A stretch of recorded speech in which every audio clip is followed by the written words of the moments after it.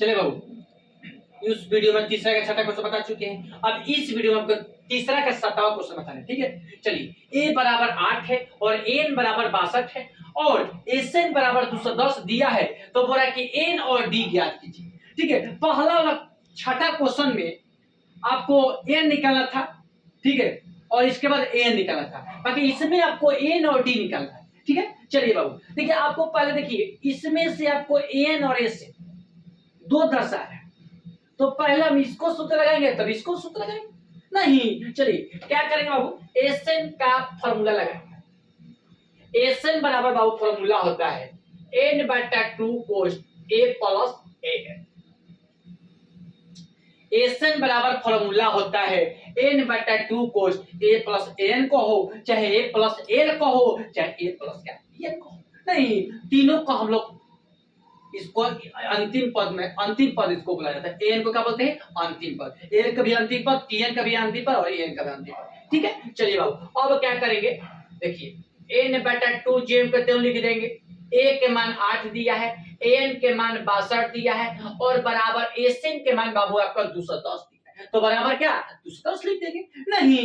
अब चलिए अब क्या करेंगे बाबू, अब लिखेंगे कि n/2 यहां पर कुछ नहीं है तो गुना हो जाएगा, ठीक है, और 62 जोड़ देंगे तो 70 हो जाएगा, बराबर क्या 210 नहीं। अब चलिए इसको कटा देंगे बाबू, 2 के पहाड़ा में कौन 70 रहता है 35 साली में नहीं, तो लिखेंगे कि 35n बराबर क्या 210, 35n बराबर क्या हो जाएगा 210 हो जाएगा।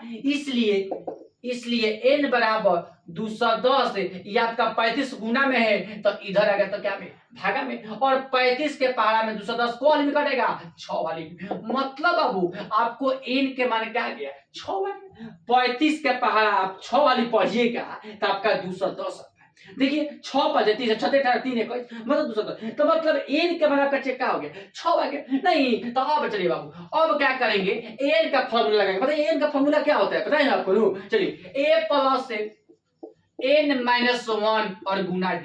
an बराबर बाबू फॉर्मूला होता है a plus number minus 1 Guna d नहीं। चलिए an आपको क्या करना है d निकालना है नहीं, तो an का मान आपका 62 दिया है तो 62 लिख देंगे, बराबर जेम कहते हैं a के मान 8 है प्लस जेम कहते हैं और n के मान बाबू 6 है, तो 6 माइनस 1 और गुना आपको d क्या करना है निकालना है। देखिए n के मान बोला तो निकालने के लिए, तो a को तो आपका आंसर आ गया, अब कह रहा है कि d निकालो, तो n के मान 6 आ गया तो d के मान बोला क्या है नहीं। तो चलिए एक आंसर निकल गया बाबू।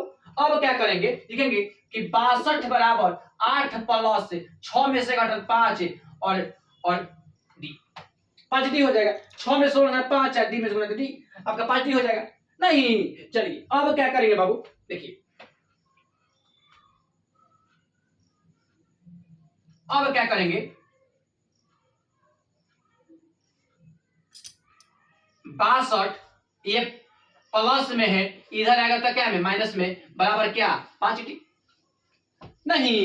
अब देखिए अब लिखेंगे कि 5d बराबर 62 में से 8 घटाना क्या 54 हो जाएगा, 62 में से 8 घटाएंगे तो 54 नहीं, तो इसलिए आपको d बराबर 54, ये 5 गुना में है तो इधर आएगा तो क्या में भागा में, मतलब बाबू आपको d के मान बोला है क्या होगा, तो d के मान आपका हो जाएगा क्या 54/5 हो जाएगा। ये आपका बाबू 2 है, ठीक है, ये आपका क्या है 2 है, ठीक है। तो आपका एगो n के मान आपका 6 आ गया और d के मान क्या 54/5 हो गया। यही बाबू बुक में आंसर आया होगा। वो क्वेश्चन बोल रहा था कि n और d निकालो, तो n के मान 6 आ गया और d के मान क्या 54/5 आ गया नहीं। चलिए बाबू 7वां क्वेश्चन खत्म हो चुका है, ठीक है।